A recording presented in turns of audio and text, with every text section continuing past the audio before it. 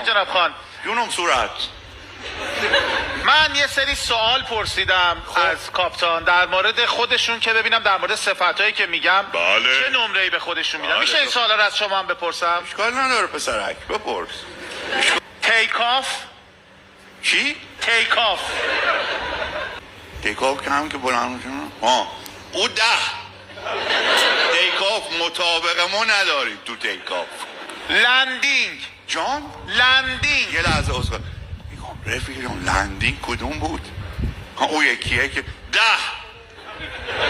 ما پدر لندینگ ایرانو محسن. کنترل استرس. 1 افتضاحم تو کنترل استرس.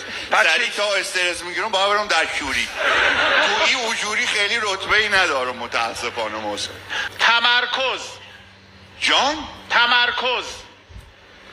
این که از یه لحظه به نظرم با توجه به جوابی که دارم میدم 2.